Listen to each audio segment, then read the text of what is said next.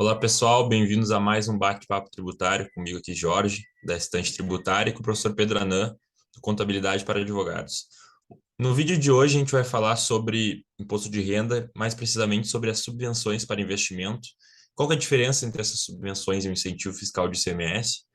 Primeiramente, também diferenciar o que são subvenções de investimento, subvenções de custeio, e depois eu vou fazer algumas perguntas para o professor Pedro Anan para esclarecer alguns pontos sobre isso. Então, professor, muito obrigado pela sua presença mais uma vez aqui, e a palavra é sua. Tá, obrigado, Jorge, que a gente está aqui novamente, né, em conjunto, né? Eu acho que esse aqui deve ser o nosso nono bate-papo tributário, né? E falar desse tema que é bastante interessante, que é a questão da subvenção para investimento, né? Que é o tema que tem uma implicação tributária, que a subvenção para investimento, acaba sendo uma receita não tributável, né? Que o contribuinte pode excluir da base de cálculo do imposto de renda. Então, essa é a grande motivação dessa discussão, né? E a gente vai ver que tem entendimento da Receita a respeito disso, conflitante, o CARF vinha julgando de uma determinada maneira, depois mudou o entendimento, então esse é um tema bastante relevante aí que a gente tem que estar debatendo e trazendo para a discussão aí, porque inclusive teve uma decisão recente do STJ a respeito dessa matéria que a gente vai comentar um pouquinho mais para frente. Professor, a primeira acho que dúvida para quem está conhecendo o assunto é saber quais são essas definições, né? Qual o conceito de subvenção para investimento? Qual que é a diferença entre uma subvenção de investimento e uma subvenção para custeio? Isso teria Perfeito, diferença entre um incentivo fiscal, ou se o incentivo fiscal perfeito. poderia ser uma subvenção para investimento. Então, se a gente puder esclarecer primeiro esses pontos. Tá certo. Então, para você poder entender, né, o que é subvenção para investimento, subvenção para custeio, do ponto de vista contábil, tem que ler o CPC 7, né, que é um CPC que vai falar sobre essa matéria. Então, basicamente, subvenção para investimento, o que é? O próprio nome fala. O Estado, né, no caso, pode ser a União, o Estado ou até o município, abre mão da tributação de determinada receita, né, cuja finalidade é incentivar determinada região, determinado área. Por exemplo, eu posso incentivar, por exemplo, a área de informática, eu posso desenvolver, por exemplo, a área tecnológica, né? Então, eu tenho interesse que as empresas venham para o meu estado, para aquela região. Então, isso é uma maneira de captar investimento. E para que isso se torne atrativo, eu abro mão da tributação, porque isso vai gerar empregos, desenvolvimento. Então, eu vou ter receitas indiretas para isso, para poder incentivar. Então, por isso que há, né, por parte do Estado, seja o município, até para a União, o interesse de criar esse tipo de subvenção, né, que a gente fala, né, uma maneira de poder atrair esse investimento. Então, você tem exemplo, por exemplo, em Manaus, né, que é uma zona incentivada, que muitas empresas vão lá porque tinha a redução do imposto de renda, né, e tem a redução do ICMS, tem a redução do imposto de importação, né, de exportação, porque lá é uma zona totalmente incentivada. Todos os estados têm incentivos fiscais, né, que procuram atrair o contribuinte para poder eles se instalarem no seu estado para poder fazer desenvolver determinada atividade econômica. Já a subvenção de custeio não tem essa motivação, o nome próprio fala. Ela é uma subvenção para poder ajudar a empresa a poder bancar aquele aquele investimento, aquele empreendimento, né? Portanto, o Estado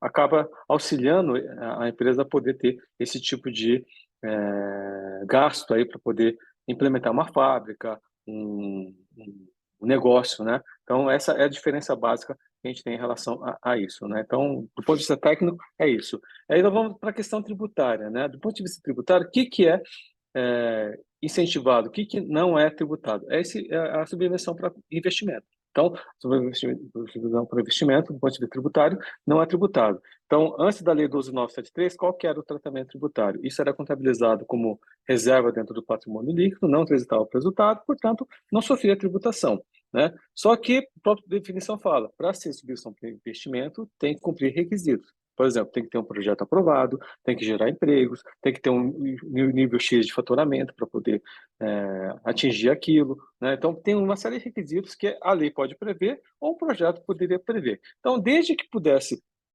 haver o preenchimento desses requisitos, é subvenção para investimento, portanto, não tem problema, tanto do visto fiscal. Tanto a Receita Federal quanto o CARF entendiam que seria subvenção de investimento, portanto, não seria tributável. A partir da Lei 12.973 e depois a Lei Complementar 160, né, de 2017, a coisa mudou um pouco de panorama. Por quê?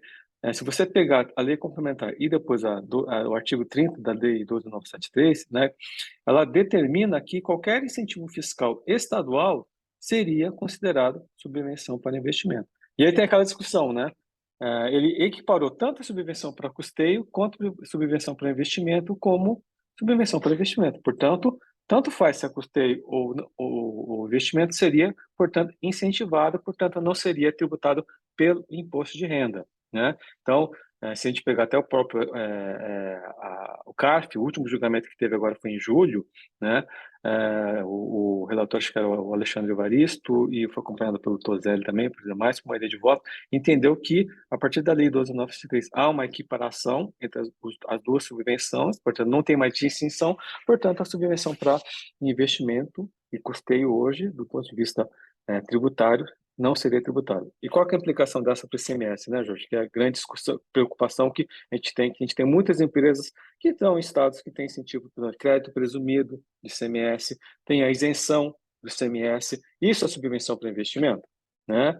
A discussão não é se é uma subvenção para custeio, porque o Estado está abrindo mão de uma tributação, mas não é para desenvolvimento, né? Não está usando no projeto, simplesmente está abrindo mão de tributação. E o fisco entenderia que não seria que seria tributável. Mas a partir da Lei 12.973 e Lei Complementar 160, então isso seria tributado, não seria tributado, tá? E aí nós tínhamos aquela decisão da desembargadora, né, a ministra, né, Regina Helena Costa, que julgou a questão do crédito presumido, né, do ICMS, entendendo que o crédito presumido do ICMS seria uma espécie de imunidade tributária, porque ela vai naquela discussão que o Estado não pode interferir na competência tributária do outro. Então, se o Estado abrir mão da tributação, não pode a União Federal querer tributar. Portanto, por força daquele artigo da Constituição Federal, não seria tributado. Então, por força disso, seria considerado uma imunidade tributária. E aí isso não seria, e deixa bem claro, não estou julgando a Lei 12.903, isso seria julgado posteriormente. Todo mundo estava com receio, qual seria o entendimento da STJ em relação a isso? E me parece que na semana passada teve um julgamento de um embargo de declarações e o STJ deu o entendimento que seria equiparado tanto subvenção para custeio com investimento, portanto, acho que é uma boa notícia para o contribuinte, né, que vai na mesma linha do CARF, então é uma equiparação. Então, hoje, tanto subvenção para investimento quanto custeio, então, tanto o crédito presumido quanto a isenção de ICMS, né, no entendimento do STJ e do CARF, não seria tributável, né, porque seria considerada uma subvenção para investimento. Então, essa é uma grande discussão. Você elaborou bem antes de começar o bate-papo, né? A Receita Federal já tinha uma solução de consulta, no sentido contrário, que nos termos da Lei 12.973 teria que cumprir requisitos, e os requisitos, se não forem cumpridos, não seria considerado subvenção para investimento, e, graças a Deus, com essa decisão do STJ e do próprio CARF, né, o entendimento seria favorável ao contribuinte. Eu creio que a Receita Federal sempre tem, né, manifestações que são, vamos dizer assim, discutíveis, né, professor? Soluções de Sempre, consulta. sempre. Então, não pode levar também né, tomar como verdade o que é a manifestação da Receita. Então, enfim, para as empresas, principalmente o empresário que descobre uma manifestação da Receita, ele já fica meio desconfiado, né? Mas, enfim, se o judiciário, quem dá a última palavra no fim é o judiciário, né? Não é nem o CARF. Sim, sim. Então, o STJ tem entendido dessa forma. Acho que isso é muito importante para as empresas, porque não tem dúvidas que diversas empresas aí têm incentivos, principalmente crédito presumido, acho que é mais amplo ainda, né? Sim, sim, sim, sim, Crédito sim. presumido virou até tese isso, né? Por isso que a STJ Sim, julgou exclusão do crédito presumido, não tributação do DRPJ e CCLL. Então, eu acho que né, o judiciário está num caminho bom.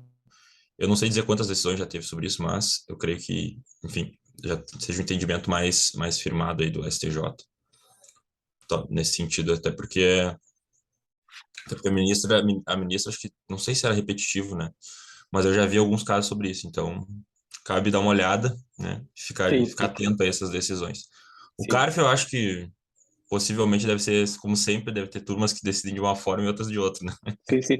Que era interessante, né, Jorge, assim, as decisões antes dessa decisão de julho, qual que era na linha, né? Eles analisavam a legislação, se a legislação tinha algum tipo de requisito a ser cumprido, né? Se ela definia algum tipo de requisito, não cabe ao fiscal, né? Caberia ao fiscal verificar se esses requisitos foram cumpridos ou não. Não caberia ao CARF fazer isso, né? Nem o contribuinte trazer isso numa discussão. Se o fiscal não fez a lição de casa dele, portanto, não tem por que manter o auto de infração. Esse seria o entendimento da decisão. E agora, essa decisão recente é na linha de equiparou, ou seja, tanto faz se é um investimento por custeio, a lei não faz esse tipo de distinção, a lei 12.913, e se você analisar o artigo, ele é bem claro nessa linha, né?